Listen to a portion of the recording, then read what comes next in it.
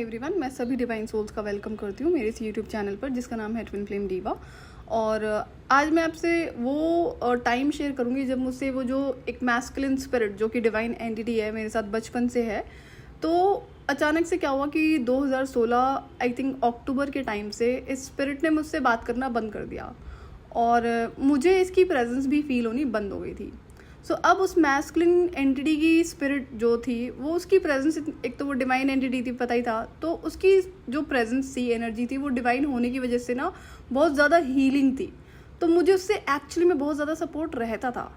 और तो जब वो मुझसे दूर हुई है तो वहाँ से ना मैं बहुत ज़्यादा डार्कनेस में जाने लगती हूँ।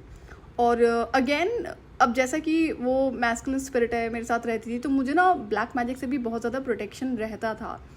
तो अब हुआ क्या है कि जब उसकी प्रेजेंस मुझे फील होनी बंद हो जाती है और वो बात भी नहीं कर रही है, मैंने काफ़ी टाइम तक कोशिश किया बात करने का, बट मुझे आवाज़ नहीं आई, कोई रिप्लाई नहीं आया। जबकि उससे पहले तो वो मुझसे कॉन्टीन्यूसली जैसे दो लोग बातें करते ना ऐसे बातें करती थी। तो अब रीज़न क्या था? ब्लैक मैजिक येस 2014 से शुरू हुआ, लेकिन टाइम टू टाइम वो बढ़ता जा रहा था क्योंकि कह सकते हैं कि जैसा कि मैं करियर में 2014 से मैंने बहुत स्पीड से ग्रो किया था। पहले एक बहुत बड़ी एमएनसी में एचआर में, और मुझे लगता है शायद उस टाइम तक मेरी एमबीए प्रॉपर कंप्लीट भी नहीं हुई थी, मुझे एग्जैक्टली याद नहीं है। तो ये भी बहुत बड़ा शौक था लोगों के लिए, कर ही रही थी मैं शायद। तो और उसके बाद में फिर मैं एचआर हेड बनी, उसके बाद में फिर मैं सीईओ बनी।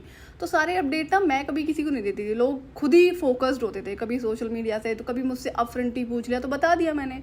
बट ये है कि शो ऑफ की आदत कभी भी नहीं रही है। और अगर आप इतनी हायर डेजिग्नेशन पे हो तो आपको जिस हिसाब से काम करना होता है ना, तो सोशल मीडिया पे आपको कनेक्ट रहना पड़ता है। लाइक बड़ी सारी जैसे लिंक्डइन है, प्रोफेशनल है, तो वहाँ पर आपको कनेक्ट रहना पड़ता है, प्रोफाइल अपने अपडेट करने पड़ते हैं। तो ऐसा सा सीन था कि बहुत सारे लोगों ने, जितने भी हेटर थे, जितने भी कम्पीट कर रहे थे, ये सारे ना नजरें रखते थे और मुझे इस बात का बिल्कुल भी अंदाजा नहीं था कि लोग ऐसा भी करते हैं। तो अब जैसे कि वो ब्लैक मैजिक दिन ब दिन बढ़ता जा रहा था तो मैं बहुत ज़्यादा डार्कनेस में जाने लगी। और करियर में सक्सेसफुल होना बहुत सारे लोगों को डाइजेस्ट नहीं करा था। तो जैसा कि करियर शुरू करने से पहले ही बहुत सारे ऐसे हेटर्स होते थे जो ब्लैक मैजिक प्रैक्टिस करते थे, और इस बात की इन्फॉर्मेशन मुझे डिवाइन ने दी थी, तब मैंने मना कर दिया था ना कि नहीं नहीं ऐसा नहीं हो सकता, आप झूठ बोल रहे हो।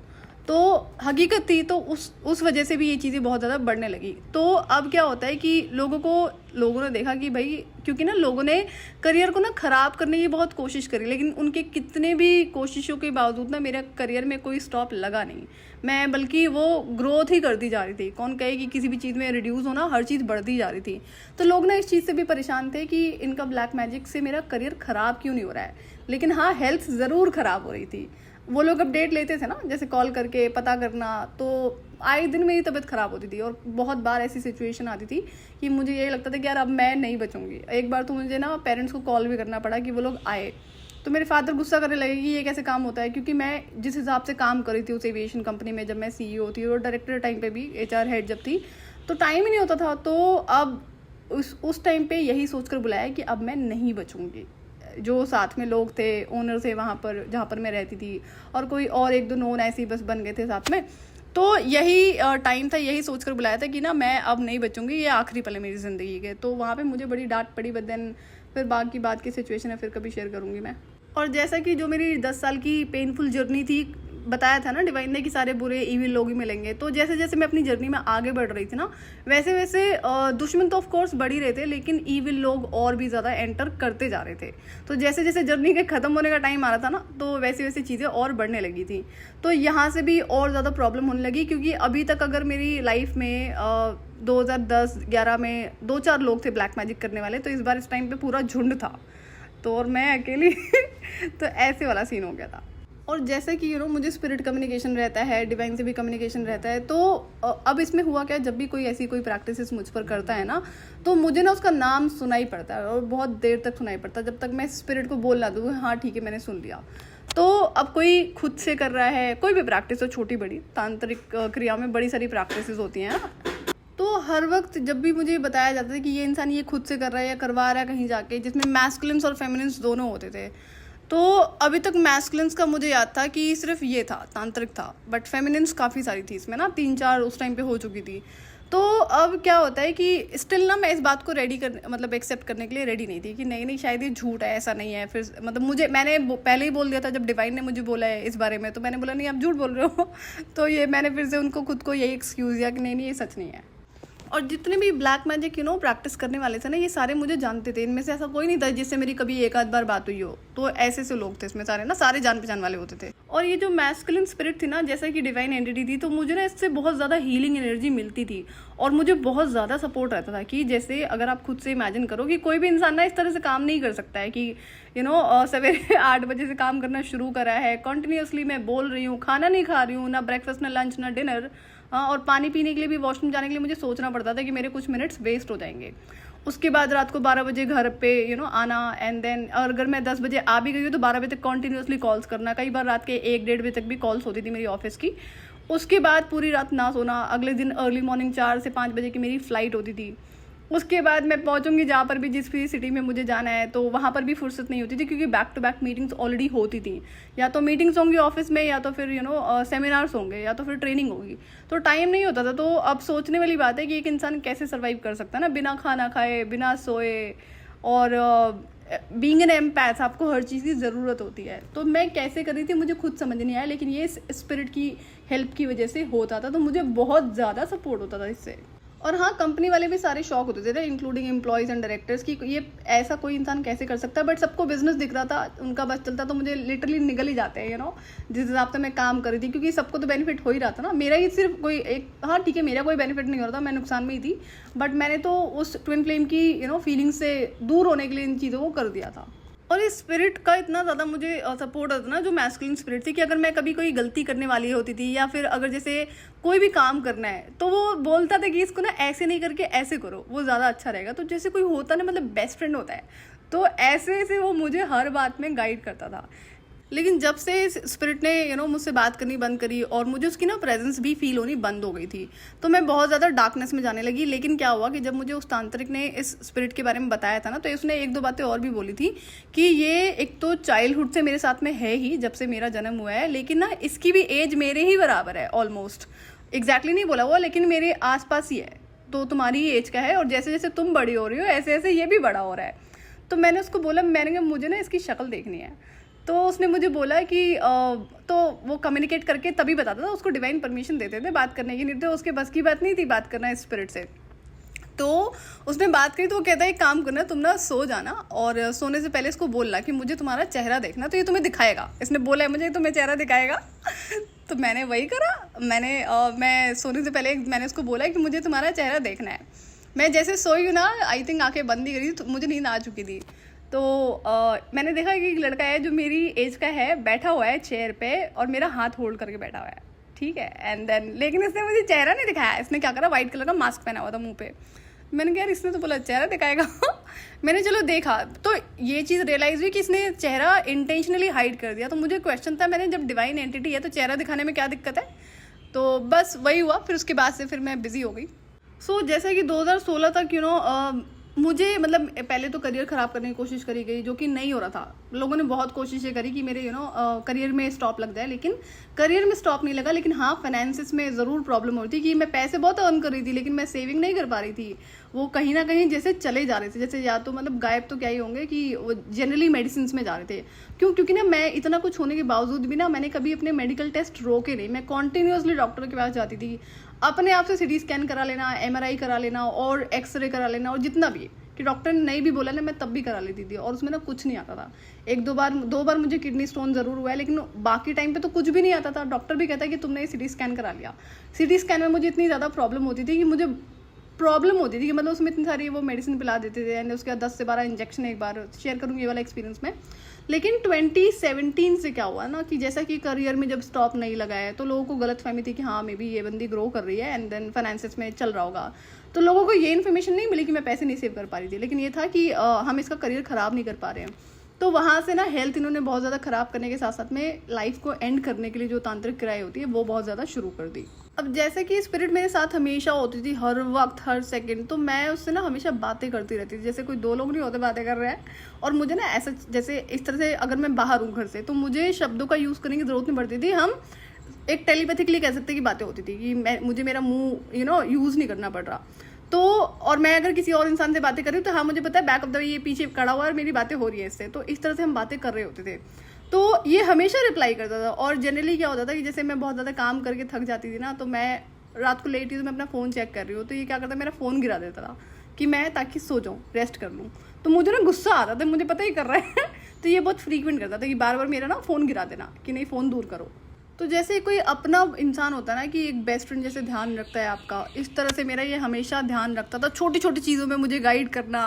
मतलब मैंने नहीं पूछा तो भी ये बताएगा मुझे ना, और जनरली जो बताता था वो अच्छा ही होता था, तो मैंने कहा कोई दिक्कत नहीं है, बट देन हर बात पे ही मुझे गाइड करता था। और ये जो मेरा हाथ है ना जो बहुत ज़ोर से लगता है, अगर मैंने कई 2-4 बार हो चुका ना एक्सपेरिमेंट, तो मुझे पहले तो जब इस तांत्रिक से मैं नहीं मिली थी तो मुझे पता था कि मेरा हाथ ना बहुत ज़ोर से लगता है, जैसे किसी मैस्कुलिन का हाथ लगा, वो भी किसी बड़े मैस्कुलिन का। तो ये तो मुझे नोटिस में था क्योंकि चाइल्डहुड में कई सारे ऐसे इंसिडेंट हो चुके थे जहाँ पर मेरा हाथ उठ गया था। तो अब ऐसा भी नहीं था कि मैंने ना इंटेंशनली किसी को थप्पड़ मारा है, और क्योंकि मेरे अंदर ऐसा नहीं था, मैं जब तक अति नहीं हो जाती थी ना तब तक मैं किसी पे हाथ नहीं उठाती थी। तो ये सिचुएशन ऐसी ही होती थी। तो एक बार क्या हुआ, 7th क्लास की बात है, मैं 7th क्लास में स्कूल में थी, तो मैं थोड़ा अपसेट थी, गुस्से में थी, मुझे रीज़न याद नहीं है। तो मैं ब्रेक टाइम में वॉक कर रही थी, या फिर शायद टीचर नहीं आई हुई थी, तो मैं अपनी फ्रेंड के साथ में वॉक करते करते बातें कर रही थी। तो जैसे गुस्से में तो थी मैं, तो दूसरी क्लास का कोई लड़का था, तो उसने क्या करा, जैसे छोटा सा ना कंकड़ टाइप नहीं होता, वो मेरी स्कर्ट पे मारा, और मैंने पलट के ना उसके थप्पड़ मारा, और वो जाके थोड़ी दूर पे गिरा, जैसे कोई इंसान उड़ के नहीं गिर जाता थोड़ी दूर पे। मैंने तो धीरे से मारा था तो ये सेकंड टाइम था जब मैंने इसको नोटिस किया था कि मैं किसी को अगर मारती हूँ ना तो अगर मेरा हाथ उठा तो ऐसा होता है। ये सेकंड टाइम था कि उड़ के कोई वहाँ पर गिरा है। सारे शौक, मैंने कहा पता नहीं कैसे हुआ ये। सो 2014 की बात है कि मैं जैसे कि जब उस MNC में HR में मैंने ज्वाइन किया था, तो मेरे पास टाइम होता था, तो मैंने स्विमिंग क्लासेस ज्वाइन करी हुई थी। तो 5 बजे तक मैं घर पर आती थी, क्योंकि वहाँ पे शिफ्ट ऐसी थी कि मैं मॉर्निंग 7 o'clock मेरी शिफ्ट शुरू होती थी, तो मैं शाम 5 बजे तक घर पे आ जाती थी, कई बार 4 बजे आती थी। तो मेरी 5 साढ़े 5 की ना क्लास होती थी स्विमिंग की। घर से ज़्यादा दूर नहीं था, मतलब विदिन 3-4 किलोमीटर ही था, तो मैं बस से जाती थी कि मैंने बस ले लिए, 5 रुपये की टिकट लगती और चले गए, और अगला ही स्टेशन होता था। तो उस दिन ना जो ये बस में जो टिकट कंडक्टर होता है, इसने थोड़ी सी रूडनेस दिखाई और बदतमीज़ी करी। बदतमीज़ी तो कहते हैं उसी की गलती, मेरी गलती नहीं थी। तो मैं गुस्से में थी, और अब जैसा कि जब ब्लैक मैजिक होना शुरू क्यों हुआ है ना, तो मेरा ना गुस्सा दिन ब दिन बढ़ता जा रहा था। मैं नोटिस करी थी इस चीज़ को, तो उसको मैंने वहाँ पे सुनाया कंडक्टर को, जो भी था, एंड देन तो मैंने कहा नहीं यार, मैं ना गुस्सा आ गया, मुझे ना शांत रहना चाहिए, और अब गलत ना हो जाए कुछ, तो मैं चेंज कर लेती हूँ। चेंज एज एन लाइक मेरे पास कुछ पैसों में चेंजेस नहीं थे जो चेंज होता है ना, तो मुझे था कि 5 रुपये की टिकट लगती है, खाम का आज लड़ाई ना हो जाए, तो मैं इसके भी चेंज करा लेती हूँ। तो मैं शॉप से चेंज ले रही थी, तो मैंने देखा कि उस टाइम पे कितनी 23-24 साल की रही होंगी मैं, तो एक कोई 30-35 का एज का इंसान जा रहा था, मैं शॉप से सामान ले रही थी, चेंज करा रही थी, तो उसने क्या करा, मेरे थाइस पे ना चीटी काट के जाता है। तो मैं पीछे मुड़ी, मैंने नहीं, इसने जानबूझ के किया है, तो मैंने उसको जाकर ना फिर सीधे पीटना शुरू कर दिया। और अब जो गुस्सा आया है, और उसकी मैंने जितनी देर भी पिटाई करी हो, मुझे होश नहीं था कि ये मैं हूँ। और काफ़ी टाइम के बाद रियलाइज़ हुआ कि मेरा ना उससे ना, मतलब 4-5 लोग उसे मुझसे छुड़ाने की कोशिश कर रहे थे, काफ़ी देर हो चुकी थी, और वो छुड़ा नहीं पा रहे थे। ये 4-5 लड़के थे। तो अब जो भी हुआ होगा मुझे नहीं याद है, एंड तो मेरी ना शायद शर्ट का जो कॉलर का बटन होता है, शायद वो लूज था, वो ओपन हो गया, तो मैंने उसको छोड़ दिया, पकड़ टक्कर उसको गला ना, उसको धरे जा थप्पड़। तो अब ये जब मैंने देखा 4 लड़के उसे मुझसे छुड़ा रहे हैं, उन लड़कों ने मुझे पकड़ रखा था मैंने कहा अरे, तो मैंने छोड़ा, तो मैं शॉक हुई, मैंने ये क्या हुआ, कैसे हुआ। तो मुझे पता था कि मेरा ना गुस्सा बहुत ख़राब है, और मुझे गुस्सा नहीं आना चाहिए, नहीं तो बहुत गड़बड़ हो जाएगी। तो वहाँ पर रियलाइज़ हुआ, एंड अब तो ये सेकंड टाइम था कि नहीं, मुझे ना गुस्सा बहुत ख़राब है और बहुत ज़्यादा गड़बड़ हो सकती है, तो मुझे गुस्सा नहीं आना चाहिए। तो ये सेकंड इंसिडेंट था कि हाँ, जहाँ मैंने रियलाइज़ किया कि ऐसा मेरे साथ में होता है। और वो अब देखो 4 लड़के, उससे बड़े बड़े लड़के थे जो उसे मुझसे छुड़ा रहे थे छुड़ा नहीं पा रहे थे, बल्कि वो बोले मैम इतनी देर हो गई, आधा घंटा हो गया, हम इसे छुड़ा रहे हैं आपसे, ना तो आप छोड़ रहे हो ना हम छुड़ा पा रहे हैं।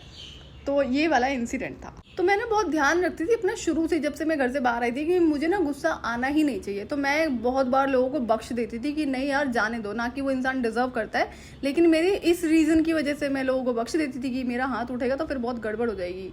जैसा कि 2015 में मैं बहुत ज़्यादा बिजी हो गई थी काम में, और टाइम नहीं होता था काम की वजह से। और ऐसे ही एक बार क्या हुआ कि रात के 12 बज चुके थे, मैं बहुत थकी हुई थी, मैं काम करके जैसे लेटी हूँ ना कि ऑफिस की कॉल्स ख़त्म हुई हैं, तो अचानक से मैंने ना इस ट्विन फ्लेम का नाम लिया और मैं रोने लगी कि आज तुमने मुझसे बात क्यों नहीं करी, ये मैंने बोला। एंड देन ये शायद वही टाइम था कि मुझे रियलाइज़ हुआ कि वो स्पिरिट ने मुझसे बात करना बंद कर दिया है। और उसके बाद मैंने बोला इसको, लेकिन इसका ना कोई रिप्लाई नहीं आया। अब मैंने बोला तो इस स्पिरिट को था, लेकिन नाम उस ट्विन फ्लेम का निकला, ये अचानक से हुआ था।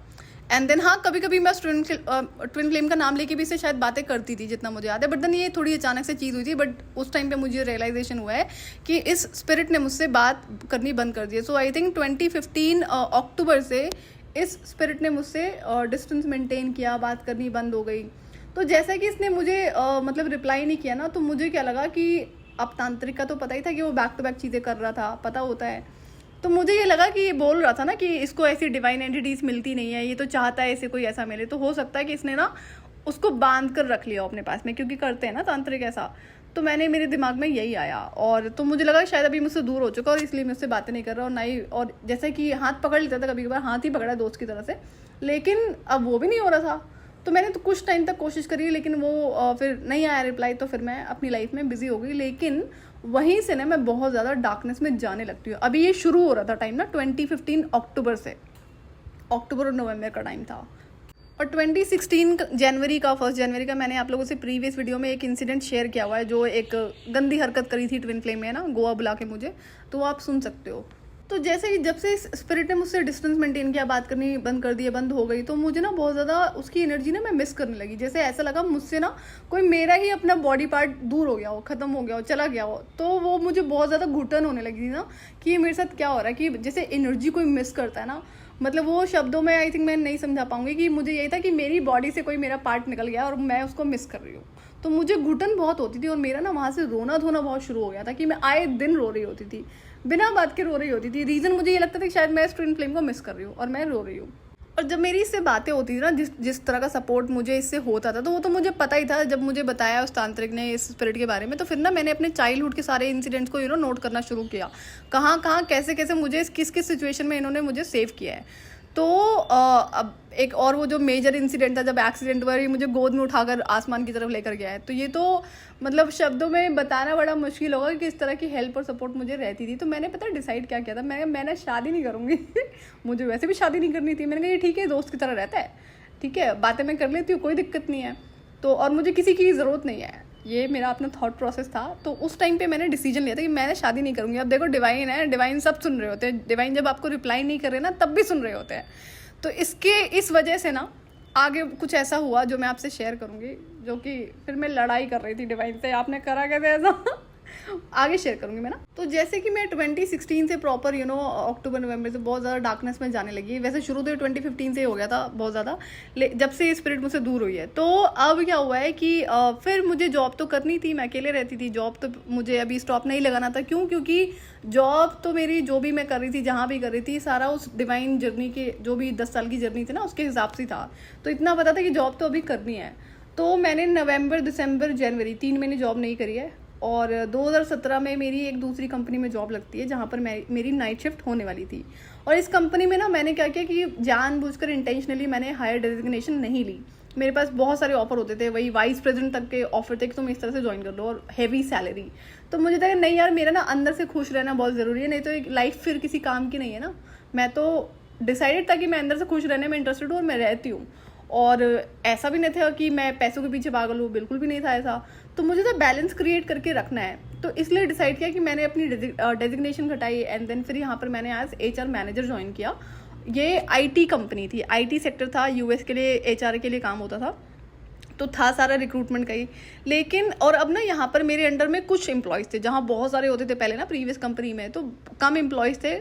और यहाँ पर फिर उस हिसाब से काम भी नहीं था, तो बहुत मुझे हेल्प हुई। तो वो बट यहाँ पर ना कुछ और अलग से चीज़ होती है, जो मैं आपसे नेक्स्ट वीडियो में ज़रूर शेयर करूँगी। तो डेजिग्नेशन घटाना और सैलरी भी आई थिंक थोड़ा बहुत इसमें डिफरेंस था, क्योंकि डेजिग्नेशन में काफ़ी फ़र्क था पहले से। तो मुझे ये था ना कि मुझे मेरी क्रिएटिविटी पे काम करना है, और मेरे लिए मेरा बिजी रहना, क्रिएटिव रहना बहुत ज़्यादा हेल्प करता है मुझे। मैं उस रीज़न से खुश रहती हूँ, कहीं ना कहीं बिजी हूँ, खुश हूँ। तो यही सोचकर मैंने इन चीज़ों में चेंजेस करे थे, करियर में इतना बड़ा मैंने शिफ्ट किया था। क्योंकि कहाँ एविएशन इंडस्ट्री एंड देन उसके बाद सीधे कंप्लीट IT इंडस्ट्री, तो ये था। एंड तो 2016 में मैंने आई थिंक ऑलरेडी अपनी लोकेशन चेंज करी थी, जहाँ पर पहले मैं ट्विन फ्लेम के एरिया में रहती थी। तो वहाँ से जो मैंने लोकेशन शिफ्ट करी है, वहाँ पर मैं 6 महीने रही हूँ। और 2017 में जहाँ पर मेरी जॉब लगी ना, यहाँ पर मुझे और एक बार लोकेशन चेंज करनी पड़ी।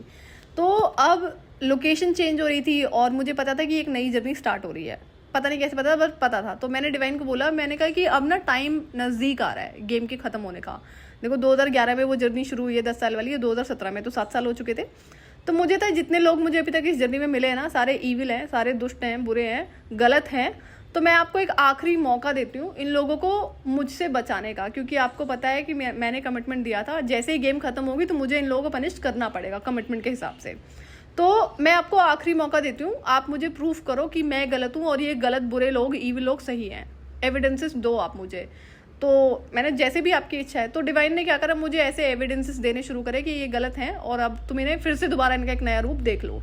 तो उन लोगों से ना फिर से मैं दोबारा से कनेक्ट हुई, जिससे जैसे कि वो जो ईविल रेप्टिलियन लड़की थी ना, उसको मैंने 2016 में बात करनी बंद कर दी थी, जब इसने ट्विन फ्लेम के साथ मिलकर मुझे गोवा बुलाया, वो षड्यंत्र रचा था। तो 2017 में मेरा फिर से बात होनी शुरू होती है। इस लड़की ने बहुत बड़ा रोल प्ले किया गया ना, बिकॉज वो रेप्टिलियन थी। तो अब ये था, अब यहाँ से जब नई जर्नी शुरू होती है ना, तो मैंने डिवाइन को बोला था, मैंने कहा फिर ये आप मुझे ये था कि कल को डिवाइन मुझे कहीं से भी कंप्लेन ना कर सके। मैंने 10 साल का टाइम बहुत बड़ा टाइम होता है ना, एक इंसान ने निरंतर गलत काम करे हैं, है ना, लाइफ को मेरी एंड करने की कोशिश करी, हेल्थ को स्पॉइल करने की कोशिश करी, रिलेशनशिप खराब करने की कोशिश करी, तो है तो ये सारे ईविल ही। तो अब इसीलिए मैंने ये सोचकर डिवाइन को बोला था, मैंने आखिरी मौका आपके पास में ना, और 3 साल का टाइम में कहीं भी निकल जाएगा। तो यहाँ से फिर अब डिवाइन सुन रहे होते हैं, तो डिवाइन ने वो चीज़ें मुझे करके दी हैं। तो ये जो नई जर्नी स्टार्ट होती है ना, एंड अब यहाँ पर ट्विन फ्लेम से, ट्विन जर्नी से रिलेटेड फिर कुछ बहुत अमेजिंग चीज़ हो जाती है, जो कि मुझे सोल शॉक के रूप में मिलती है। तो वो मैं आपसे नेक्स्ट वीडियो में शेयर करती हूँ। सो आज के लिए इतना ही, मैं आपसे फिर मिलूंगी नेक्स्ट वीडियो में। टिल देन आप अपना ध्यान रखिए और डिवाइन से कनेक्टेड रहिए।